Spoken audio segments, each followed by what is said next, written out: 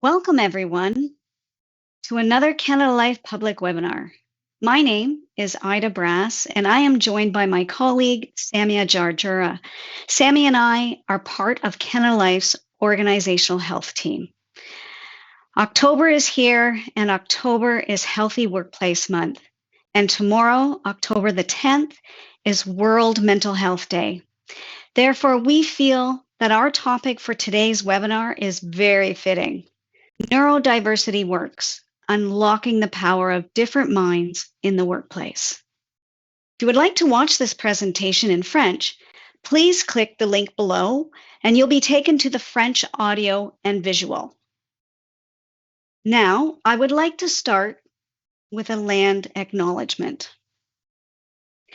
Canada Life's head office is in Winnipeg, the ancestral lands of Cree, Nakota, Anishinaabe, Dakota, and Métis peoples, and in the heart of Treaty 1 territory signed between the Crown and Cree and Anishinaabe peoples, and in the homeland of the Métis Nation. Canada Life acknowledges the harms of the past, and we respect the history, people, and land in the areas where we live and operate. We are committed to building relationships and moving forward in the spirit of truth and reconciliation, guided by shared principles of respect, equality, and collaboration. Now, we will be introducing our speakers in just a moment, but first I'll mention that you can ask questions if you like. And depending on the sort of device you've joined us on, you can either submit your question directly on the screen. The box will appear either to the side of your screen or underneath it, or you can join, or you can go to slido.com and enter hashtag CL Wellbeing in the field that says hashtag enter code here. Now you can ask your questions in French or in English, and we have a team of moderators who will review and publish the questions as they come in. So keep your eye on Slido. And when you see a question that you are interested in, give it a thumbs up, and we will prioritize these questions with the questions with the most interest in the time that we have set aside towards the end of today's event. Now, today's session is about neurodiversity and how it is part of the human experience. Thinking differently may influence how a person communicates, collaborates, and problem solves. And these differences are strengths, enhancing creativity and productivity within the workplace. I think Dr. Seuss got it right in saying, "Why fit in when you were born to stand out?" We have three panelists joining us today to help us better understand how tapping into the strength of diverse ways we learn, think, and execute drives creativity and productivity within our workplaces. As always, we are so pleased to have Marianne Baton with us to lead discussions today. Marianne is the Director of Strategy and Collaboration with Workplace Strategies for Mental Health. And we have Maya Volpato, who is a workplace mental health consultant. She addresses organizational psychological risks, supports leaders in fostering psychological health, and advances strategies that link mental health to performance. She is the founder of CGI Canada's first neurodiversity resource group. And after many years of being a frontline healthcare worker, Greg Swain shifted his focus to become a sought-after advisor for psychological health and safety in healthcare. Through his research, practical application, and storytelling, he is now taking care of the people whose job it is to care for others. Now, Maya and Greg will be sharing their lived experiences and strategies that have supported their own successes at work each and every day. And now, Marianne will help us better understand neurodiversity and the benefits of unlocking the power of different minds in the workplace. Thanks, Ida. All right, let's get started. Now, even the term neurodiversity may be new to a lot of us, and yet people who are neurodiverse are not. We've had them in our lives or have been one of them for many, many years. And the idea is that when I was young, we might say, oh, she's a really no nonsense woman, or person's got a whole lot of energy, or they really just do things differently, but they still get it done. We might say, they're a person of few words. But the point is that it's part of the human condition. This is not um, something that is necessarily a disability, because a disability would imply that you can't work with it or you can't do what you need to do with it. So it is really a normal brain variation. And 1 in 5 of us can end up living with neurodiversity. So it's not unusual at all. But what gets lumped into neurodiversity is quite diverse. So it can be attention deficit hyperactivity disorder, ADHD. And as I'll explain to you, there's a lot of things that are now under that umbrella. It can be part of the autism spectrum disorder, or it can be what are referred to now as learning differences. And what's important to realize is this is just one part of a human being. It's the way that they take in information, the way that they interpret the world around them, the way that they think. Luke, if I can have the next slide, please. Thanks. So when we look at the language, neurotypical, if you think about a bell curve, neurotypical would be the people at the top of the bell curve, not because they're better, but because they're the majority of people. So a typical or average brain function. Neurodivergent is when we think, learn, or interact a little differently than the neurotypical. And neither is better. It's just different. And it really can be leveraged in a way that, I think when I was learning Myers-Briggs, there's a book called Gifts Differing. And in other words, we're all different, but if we can tap into the strengths and the gifts of each person to allow them to flourish in the job that they have, that's really the ideal way. So we look at neurodiversity, that word, as the whole range of these differences, including neurotypical, neurodivergent, and all people. So next slide. Thanks. Some of the potential benefits that happen when someone doesn't think typically is that they may provide us with unique skills and definitely with unique perspectives. The idea that everybody has a group think and we all agree and say, yeah, whatever, is not always helpful. I tell the people that I work with, if you don't push back, if you don't give me an alternative perspective or opinion, then what value do you bring? If you just agree with me and say, oh yeah, Marianne, you're brilliant, you're not very valuable to me. So we want these different perspectives.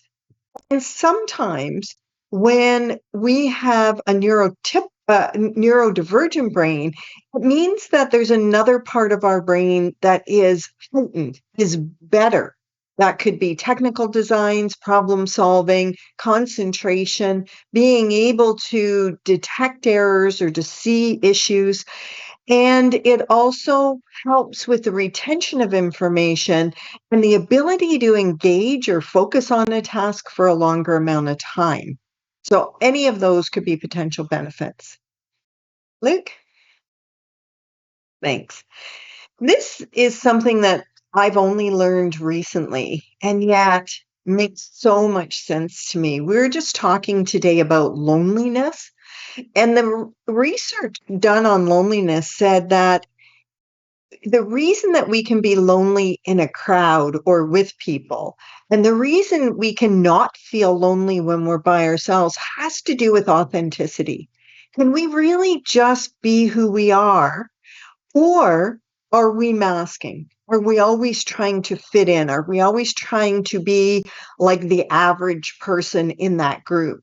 And this is really what masking is talking about, is that if I think or take in information or react differently, but I'm always trying to hide it, that's what masking is. And of course, it's exhausting and it can cause a lot of stress. Today, we were talking about why women and minorities might experience burnout rates at a higher rate. And that's because they're masking, in some cases, their cultural or gender based approach to collaboration, to the collective, to working together, because in their workplace, it's all about the individual as star performer in competition. So it's how do we allow people to do what they do best in a way that's safe? This issue, although it's common for everybody, for the neurodivergent, it can really make it more difficult for them to be able to do their best work. Luke? So I'm not going to get into all of the details about all of the conditions that will fall into neurodivergent, but I just want you to know what we might be talking about.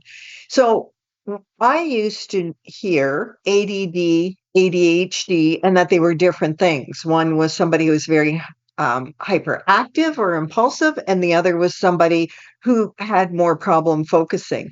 What they've started to do is say it's the amounts of inattention, hyperactivity, and impulsivity, and that it could be any level of those three for it. Next slide.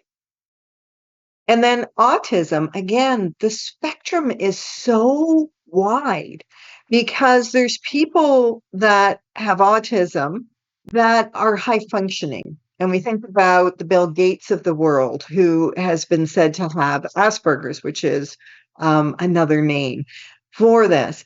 And then you think of people that are nonverbal and not able to be in the workplace. So the spectrum is huge. But in the workplace, we want to look at this as something that somebody lives with and that we can work around it. We can help them to optimize strengths and minimize their challenges. Next slide, please. And learning differences. So, what this is something we used to call learning disabilities. But again, if you're never disabled from it, if you're just differently abled by it, if you just need some things to help you with this, then it's a difference. It's not a disability. My professor said that he actually grew up thinking that he wasn't that smart. There was something wrong with him. And when he found out that he had dyslexia, he started to flourish because he found ways to manage and realized that there was nothing wrong at all with his intelligence. What was wrong was the way he was being taught. Next slide. So, dyslexia, some of the strengths of it are that you can be a more visual thinker, that you can be more creative and problem solve, but it affects your reading, writing, and spelling. So, you may need help with comprehension or with written communication. Next slide. This one's hard for me to pronounce, but it's dyscalculia. And it's problems with numbers and math concepts. It's funny because I've always said I don't have dyslexia for words, but I often transpose numbers. But some of the strengths for people with this condition are logical thinking and problem solving. Then, if you're asking them to do a lot of work that is related to math, that is related to numbers, even things like remembering class codes or pins can be challenging, but there's so many ways just to help with that once we know what it is. Next slide. This condition, dysgraphia, has to do with writing and spelling. And so often people who have trouble with this, with filling out forms or thinking and writing at the same time or handwriting, have many strengths around speech and verbal communication and being able to be creative. Next slide. And this one, dyspraxia, it's really about coordination and balance and motor skills. So the research says that these folks can have real strengths around holistic thinking. How might this impact people? The empathy part of it. But of course, the physical tasks can be problematic to coordinate things, to be able to manage that. Like I said, so many things that are available. And on the Workplace Strategies for Mental Health website, if you go on and you look up neurodiversity, you're going to find so many ways to accommodate and support folks with any of these kinds of conditions. Next slide. Oh, Luke, there you go. Um, so I think we're going to turn to the panel now, rather than take up questions. But please be sure to put your questions on Slido, and we will take them up in the end, including if you have questions for Maya and Greg. And I just want to say, I put something out on LinkedIn and I said, is there anybody who has the experience of living with neurodiversity that would be willing to do a short little video? And both Greg and Maya put up their hands, and I can tell you the experience of people seeing these two competent professionals talking about just give me a little break, just help me to be my best, has already started shifting minds and hearts. So I really appreciate the two of you, and I appreciate that you're here. And I want to start with the first question, which is, what do you want to share about your personal experience of being neurodiverse? And Greg, can we start with you? Of course. When it comes to the experience that I've had, it started early years. So in the earlier grades in school, when a lot of our questions and work that we were doing had pictures and graphs and things that I could visualize, I would finish my work a lot faster than other students. And because of that, when I was sitting there waiting for the next activity, I would become bored, and then I would be moving around, and I would start to cause problems in the class and disrupt the other students. But I was getting the questions right. It's just I was having a hard time controlling my behavior.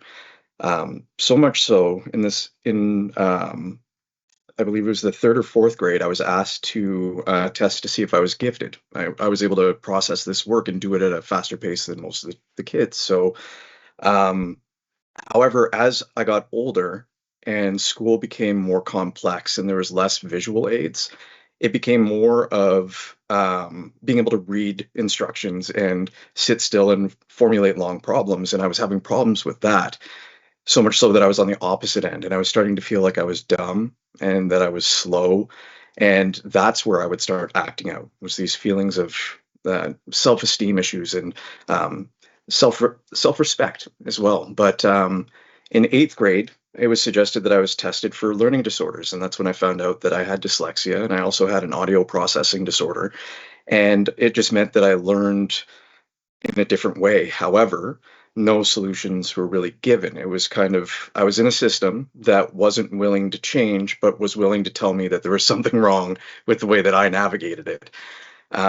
So I held on to that because when you're told that something is wrong and there's no solution provided, it affects you, and you will hold on to that, and it can come with you for the rest of your life if you let it.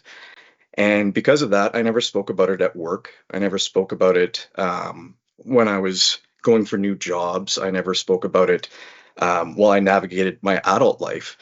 And as a direct result, tensions grew in both professional and personal relationships because I wasn't able to manage my budget or my money, or I wasn't able to manage administrative tasks.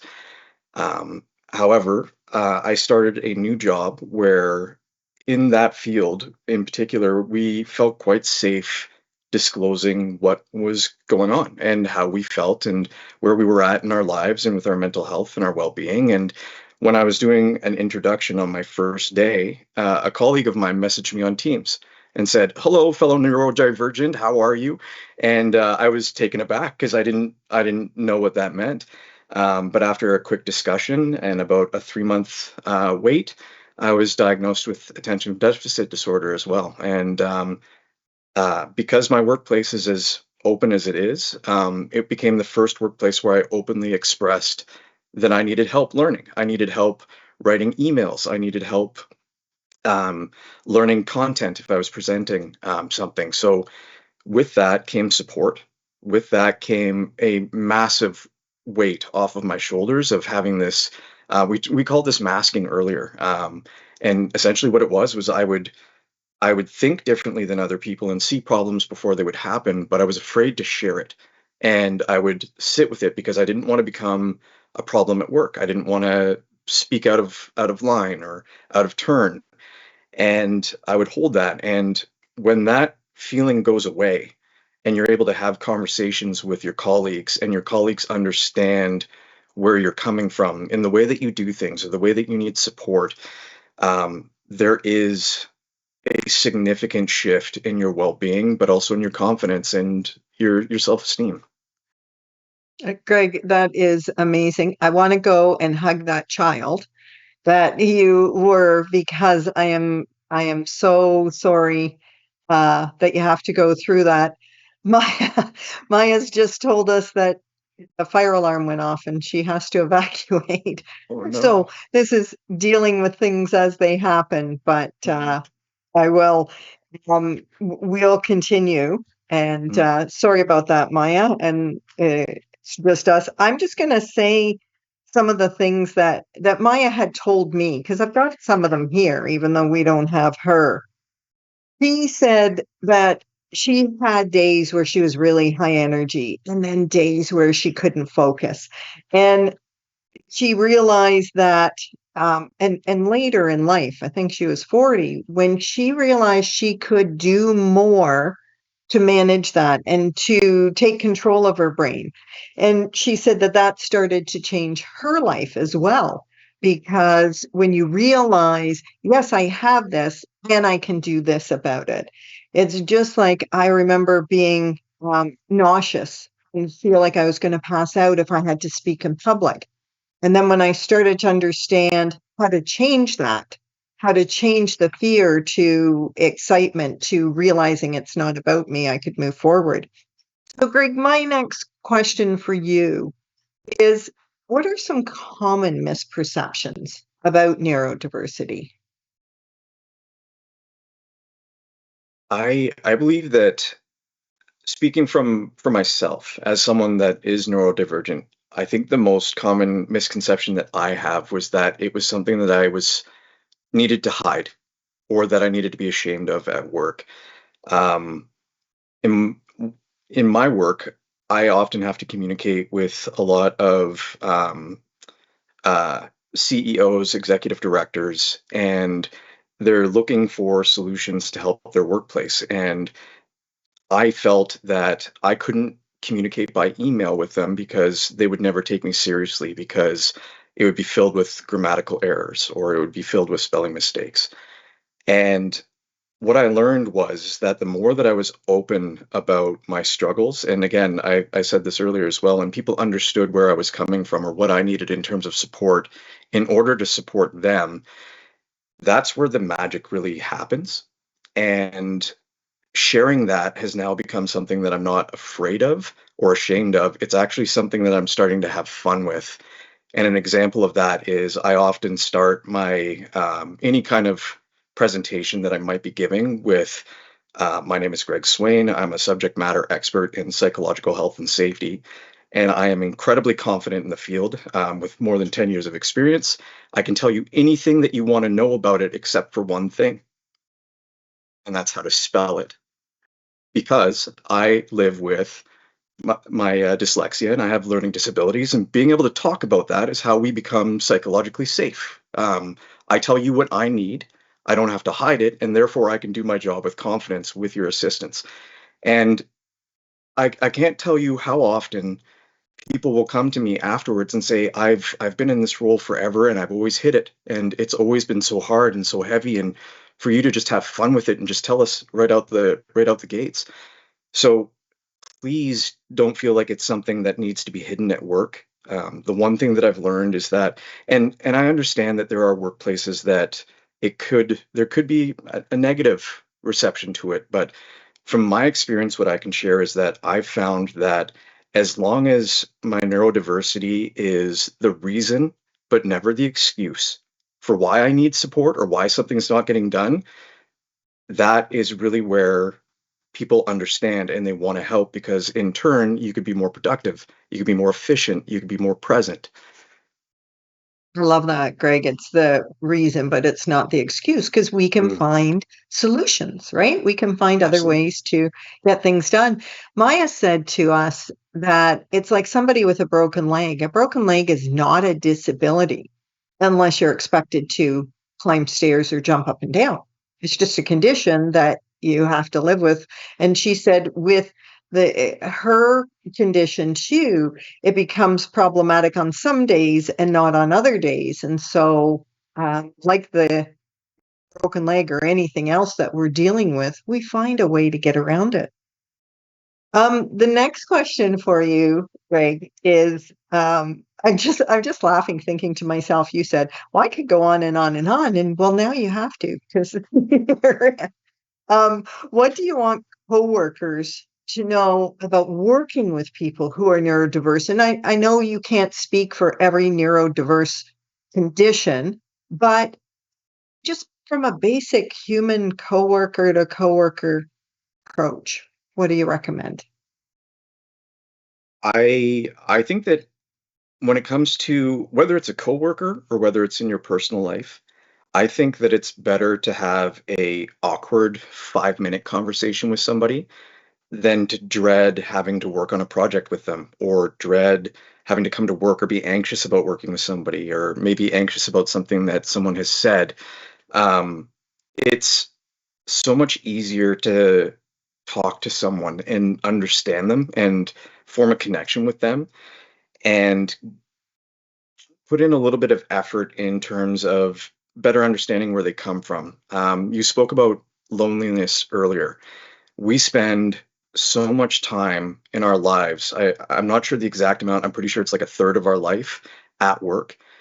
And oftentimes, colleagues and coworkers are just that. They're people that we see every day, and we don't have deeper connections. But there are opportunities in that one third, or whatever the data is, to form deeper connections with people and get a better understanding of who it is that you're working with, and form stronger relationships with those people while you're doing it. So if you're unsure about how to act around somebody, whether it's because you're neurodiverse yourself or you believe that the person might be, asking them how they can be best supported, letting them know that you're interested in their success so that you can be successful working with them is a massive, massive boost to anybody and any relationship that you'll have at work.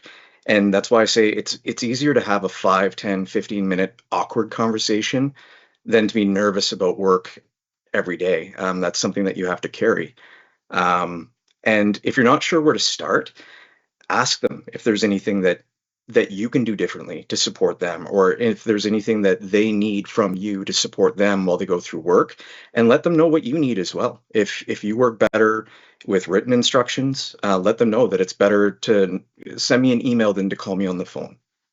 Yeah, I really love what you're saying because we're not going to say, hey, do you think you're autistic? Do you think you have a mental health issue? Do you think what we want to say is, how can I best give you feedback? How can I best give you instructions? How can I support you? What is the kindest thing that people do for you at work? What are the things that are most frustrating or take away your energy? Those kinds of questions can be asked of anybody. I think Maya's back, and there she is. So that Oh, was my good. Thank you. apologies. Yeah, no problem at all. I'm glad that you made it back. So the question is, what do you want coworkers to know about working with folks who are neurodiverse? when they're not Yeah. running from fire alarms. Exactly. And I want to jump off of what you said around natural variations in the brain. I think that that's a critical one. There's no two brains that are alike. Like you said, even identical twins don't share the same brain. And there's so many different factors that come into play when we talk about neurodivergence, and environment is one of them, and stress, right? So just to keep that in mind, that we're not talking about deficits disorders that need to be fixed and that need to be cured, and that there's a real hidden effort also that people don't necessarily realize, this masking that you spoke about, right? And that effort doesn't always isn't always visible, right? Sometimes it's invisible. Sometimes it's someone who needs a quiet space to recuperate from a sensory overload. Sometimes it's a pair of headphones because the environment is just too distracting. Sometimes it's tools to be able to take notes, right? So recognizing that there's a lot of that is invisible, and that just like a broken leg, it's not the leg necessarily that is a problem. It's the fact that there's no ramp where the stairs are, right? And there's no way to access that second floor. So recognizing how much the environment has a role to play in that, and that the barrier isn't always the person, but the environment that expects us to be all working in the same way. So my message is, let's rethink normal, right? This idea of typical, of normal. There isn't one brain that's alike. We're all wired differently. And let's tap into that richness. Let's tap into that diversity, recognizing that the more diversity we have, of course, the more we're likely to unlock creativity and problem solving. So I think, that's my big message. It's, let's park the judgment and let's start creating conversations. What helps you be your best self at work, right? Let's start with that, like just normalizing those kinds of questions and those kinds of conversations. What helps you do your best work, I think, is such a critical piece that we can offer all of our colleagues, right? Normalizing conversations around this, I think, is a huge step. That's great, Maya. Do you know, I was just talking to some friends about the fact that some people, when there's no external noise, hear shh, and some people hear nothing at all. Right. That the taste of cilantro for some people is such a beautiful taste, and for other people it tastes like soap. Mhm. And that when we close our eyes, some people see colors, some people see images. I see nothing. I see black. That's it. And the idea is we assume that everybody has the same experience as we do, and they don't. And the mind is even more diverse than the body in terms Yeah. of what we experience. So I love what you said. How can we help you do your best work? Because sometimes leaders or employers are afraid to say, what do you need? Because I might say, well, I need a sauna and a box of chocolates every afternoon, and I need every Friday off. But what do you need to do your job well is a question that everybody should be asked.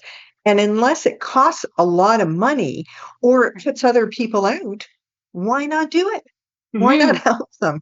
Yeah. And often it doesn't, right? Often they're just small accommodations, small ways of flexibility that we can offer folks to really be able to show up as their best self. Yeah. So the next question is, what tips do you have for someone who is neurodiverse at work to help them be more successful? And Maya, do you just in case your alarm goes off again, do you want to start this one? Sure, good idea. I think what I would say is know your strengths, right? So, what value do you bring in the room? And I think this is, sorry, Is it going? apologies. Yeah, I'm so sorry, folks. I was really looking forward to this. I'm so sorry. No, no problem. We'll carry on, come back if you Please can. do. Okay, thanks. So Greg, same question. What tips do you have for those who are neurodiverse? Yeah. In a world of social media and access to information online and things like that, it's incredibly important to not self-diagnose. Um, and also to not use social media or um, or to navigate online without professional support, because there are solutions that are out there, but as Maya spoke about earlier, all of our brains work so differently that there's no such thing as a one size fits all band-aid solution for everyone. You need support in determining what it is that will make you find the most success with the right tools and the right resources. And while we know what it is that we need, we might need guidance on determining what direction to take to find those answers ourselves. So it's important to use online resources and tools and things like that that are from very specific sources that are well known in the area of where you believe that your um, exceptionalities it lands. Um, the other thing that I would suggest is that, or another tip that I would give is that how you feel right now, if you aren't accessing support or if you aren't accessing um, tools or resources to help you navigate, whether it's life or whether it's work, how you feel today and how you might feel about somebody that is neurodivergent today doesn't define how you or that person is going to be for the rest of their life if they don't find support. You can change, and it's never too late to figure out how this works and how to best work for yourself. Maya mentioned that she was 40, I believe, when she was diagnosed. My learning disabilities, I was diagnosed at a young age, but I was 39 when I was diagnosed with my ADHD. And things are significantly different now at 41 than they were at 39. And that's through 2 years of support and putting in time and effort into myself and investing in myself. So make sure that you're taking that time to determine what it is that you need, and getting the supports from the right places would be my biggest suggestion. Yeah, so to know yourself first is critical Mm. because people can offer you solutions, but you need to know, are they going to work for me? Are they the ones that will help? And when we talk about any conditions, I say that you should interview the person who's trying to help you and to say, what I'd like to change is, being able to do emails without uh, issue, or I need to be able to not be overwhelmed with noise at work. And then let them say how they would go about helping you, and if it feels like that makes sense, then that's a good fit.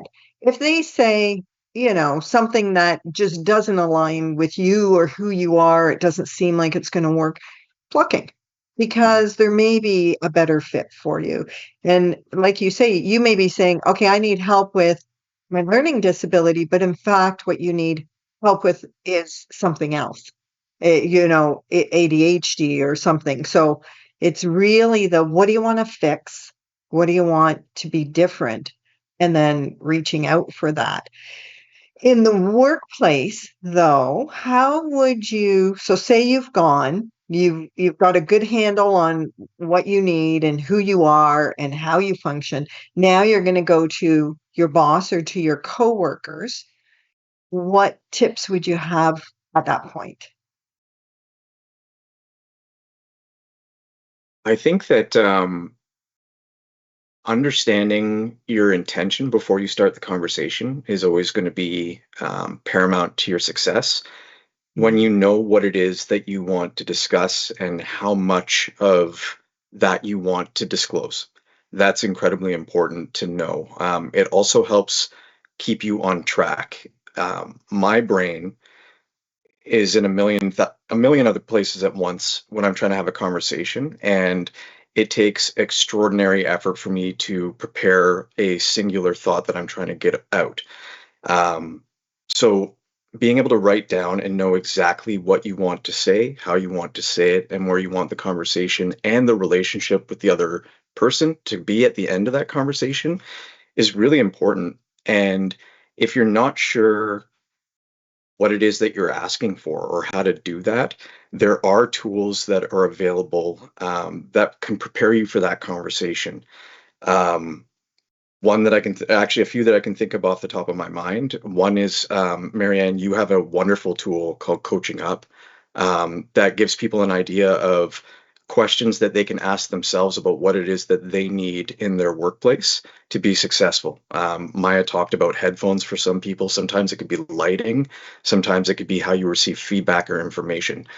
Um, Mental Health Works through the Canadian Mental Health Association. They also have a accommodation guides for managers and for employees.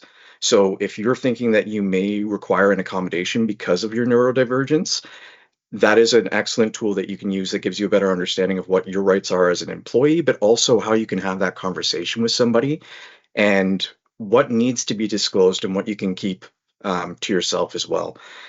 Um, I think that covers it. It really does Yeah. come down to what you want to disclose and making sure that you have that conversation prepared in your mind before you have it, and that way you're in the most control that you can be. Yeah. And just to speak to the other side of that, Mhm. as a leader, a manager, you don't need to know the condition, the diagnosis, any of that, to be able to hear what someone needs and to say, how will that help you do your job?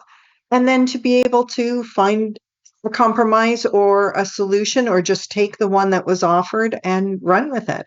So, because often leaders, managers feel awkward, right? Well, I suspect this. Well, you know what? You can suspect it about me, you, anybody. And the point is, your job is to help them successfully do the job.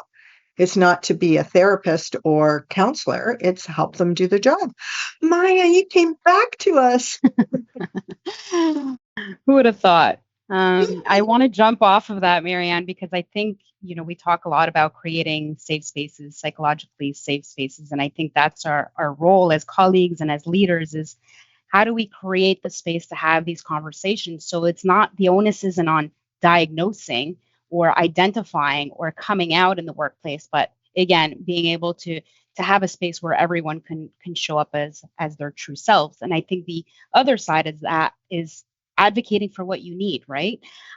So where do I shine? Where are my strengths? But where do I also need help? Where do I need support? For example, for me, it's, I need an AI recorder in meetings because verbal instructions can be very, very challenging. So that could be extremely helpful for me. But I need to be able to advocate for myself, and I need to find my people too. So when things get hard, like right now, stressful situation, I've got Marianne saying, we're so glad to have you back, right? Being that person, being that ally, being that person who's going to say, you know what, we got you. Find your people. Be one of those people for others, I think is really critical in creating those spaces where people can show up and be seen as their true self and honored as their true selves. Resource groups are a great place for that. If you don't have a neurodiversity resource group, consider creating one. You'd be surprised to see how many diverse folks there are in your organization. So find a place to build that support network and allow yourself to connect with those networks that can be incredibly powerful. Such great practical information from both of you. We're going to open it up now to the questions. So if you haven't already, please go on because we always have more questions than we have time for, and we want to get to as many of them as we can. So, Samia, you're going to start this? I think you're on mute. Thank you for that. Just a quick reminder that if you have questions, you could submit them on Slido. The box will appear either at the side of your screen or underneath, or you can go to slido.com and enter hashtag CL Wellbeing. Before we go to Slido, I do have a questions. In your opinion, Marianne, why are we talking more than before about neurodiversity? And can you comment on access to the appropriate testing and support? We often hear that it takes months, even years to get tested. Is it still reality? So I would say we're talking about it now because people like Maya and Greg who will stand up and say, yes, this is my experience. It's no longer, it's just like with mental health issues or prostate cancer, that when we make it safe for people to talk about it, then it can grow. In terms of getting the right testing, I'm actually going to defer that to Maya or Greg. I think they're going to have better answers than I will for that. Who wants to take it on? Yeah, Maya, go ahead. So for me, a diagnosis was very important because it was a tool that I needed to get a better sense of what energizes me and what drains me. So I went through a formal process, but I was 41 years old.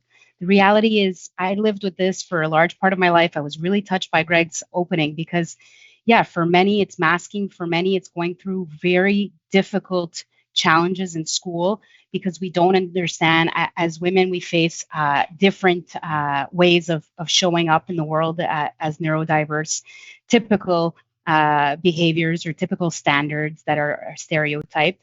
But for me, essentially, it was a tool that gave me information as to what defined me, not what defined me, but what I was capable of. And like I said, I wanted to be able to show up as my true self. So I went through that formal pathway with professionals, and I think if you're ready for that, and you've come to a point in your life where you're looking for additional tools, then I commend you for it, and I say go forth. It's like Greg said, life should not be this difficult. There's ways to make it easier. And this understanding it is a way to make your life easier to get what you need. Next one, Samia. Yeah. Another question we have on Slido is what are the practice leader can do to increase accessibility and inclusion for neurodivergent employees who are not diagnosed or don't want to self-disclose? I think Greg covered that, but do you want to say it again, Greg? I can. I mean, ensuring that employees have access to conversations like this, normalizing having the conversation and using like language throughout the organization when you're discussing what neurodivergence is and how you as an organization or you as a leader can accommodate people or can assist people that have neurodivergent neurodivergent characteristics. It's an excellent way to ease the conversation, build trust, and have your people feel safe enough to disclose. That's the biggest thing as a frontline employee for much of my career was that I often didn't feel safe enough in the environment to have that conversation to let somebody know that there was something that I was struggling with. So fostering that environment is incredibly important. But furthermore, we have, as leaders, a duty to inquire if we suspect that something might be going on with one of our employees. And one of the things that I always suggest that people ask is ask them what it is that they need and exhaust this one question. And what else? Because you want them to be able to tell you everything that you need to do or that you can do to assist them. And even if you think that they're done, ask them again. And what else? Because you really want to give them the opportunity to think up anything. It's very rare that in life we're asked what it is that we need. Typically, we are asking other people what they want, or we're being told what it is that we need to do or how to do it. So for some people, they might not know the answer, and giving them that and what else is an excellent way to do it. Yeah, and just to reiterate, you're asking them what they need to do their job, Yes. not what they need to make them happy for the rest of their lives or what they Yes. need for treatment. It's what do you need for your job? And certainly To do not your asking best. around their diagnosis, right? Yeah. So that's a critical one. But I think there's a lot of, if I may add, there's a lot of miseducation around there, misinformation. So I think education is key. I think we're in a place where we're talking much more about it. Why are we hearing more about neurodiversity? Because we want to create safe spaces in organizations, right? So it's no longer about just what's visible, but also the invisible. And so education is really key around what are some of those inclusive leadership practices that I can instill in my teams. How can I open up the space to have these safe conversations? What are the kind of questions, like Greg said, that I could be asking? What are the methods that I'm using to conduct my meetings? When I send out an agenda, when I send out a meeting invite, do I have an objective? Do I have an agenda there for folks who are more visual? These are practices that I think benefit all of us, really, and just really help to tap into the richness of diversity, asking for different voices to be heard, or modifying the ways that we ask for input. Right. So again, it comes to inclusion, and I think there's much education out there. The Coaching Up resource is certainly one of them as well. But I would invite that strongly. I think you talked a lot about, with managers, the relationship, but what if we talk about, there was a question about colleagues, right? What support did you receive from colleagues, and how do we disclose that to our colleagues?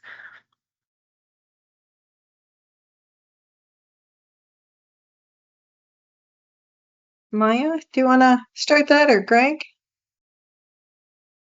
Sure. So I think checking in on folks is a really important one. So like any kind of mental health concern, is how are you doing? Is there something that you need that would help you bring your best self to this meeting? But at the end of the day, I think not making people feel singled out, but recognizing that these aren't just special adjustments that are made for people, special favors, but really that these are practices that can help all of us feel included and be able to collaborate and be able to bring out our best. Greg, did you want to add something to that? I'll just add really quick. I spoke a little bit about to this earlier as well, but when you have that kind of conversation with a colleague, you're building a stronger and deeper connection with them, like a stronger relationship, and you're ensuring each other's success. And it's worth doing that. So if you're not, again, sure how to start that conversation, there are a lot of resources out there. And the more trainings like this, or the more education that you get, similar to this workshop today, the easier it becomes to have that conversation and everybody's using the same language. There's a question here. If we distinguish neurodiversity differently from a disability, do neurodiverse people have fewer entitlement and protection under the Human Rights Code? So I'll take a first stab at that. No, they don't. But to understand that we can be neurodiverse and have a disability, and that disability may or may not be about the neurodiversity. We could have something else going on, a mental or physical health problem. So disability under human rights is where we have the duty to accommodate, not conditions that may not disable us at all. So we just need to distinguish between those. People who are neurodivergent and have never had the help, the support that they've needed since they were young, they're probably more likely to also have a mental health issue, but that doesn't mean that they will. So we really need to separate the part of the human condition from a disability. Mm-hmm. And if I might add, not every person with a neurodiversity identifies as having a disability, because for them, their environment doesn't create a barrier, nor does the brain itself, right? So is the environment that I'm in creating those barriers that don't allow me to have the access that I need, I think is a critical one, and don't allow me to function and bring my best as I would need to do on a daily basis. I know we talked about this a little bit, but how can someone communicate this in the workplace without, there's still a lot of fear of facing stigma or potential negative impact, especially on career growth or future promotion opportunity? I will take this one if that's okay. I wholeheartedly believe that whether it's taken in a negative connotation or not is going to be dependent on whether or not you're using it as an excuse or as a reason. If you say, I have a difficult time doing this because what can we do to change that? Or what can we do to overcome this? There's less systematic abuse at that point. Reason why I say that is that there are always going to be people that think that you might be gaming the system or that you're using it as an excuse. But if you're saying, I just have a challenge and I want to overcome it, this is my challenge, can you help me? That is where you can start to push away the stigma, because you're not using it in a negative context. You're just saying, I want to grow, I want to help. Can you help me do that? And I think that that's where you're going to find the most success, disclosing this or speaking about it in a workplace setting like that. Yeah, putting the focus on the abilities versus the limitations, right? So what might be helpful rather than here's what I can't do. And again, finding your allies, I think, is really critical. Finding a mentor in the workplace and taking your time, taking it slow. Well said. Thank you. I don't think we have time for any more questions. So if you're looking, I know there was questions about resources. So if you're looking for information and online resources to support yourself or to thrive at work, or if you're a leader and you're looking for resources to create inclusive space to support neurodivergent employee, scroll down on the webinar page and click on download resource for the list of free tools and resources you can access.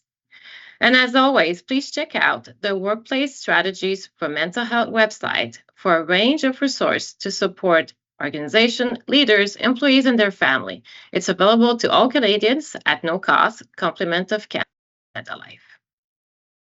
That's all the time we have today. So we'd like to end by thanking Marianne, Maya, and Greg for their time, insights, and expertise.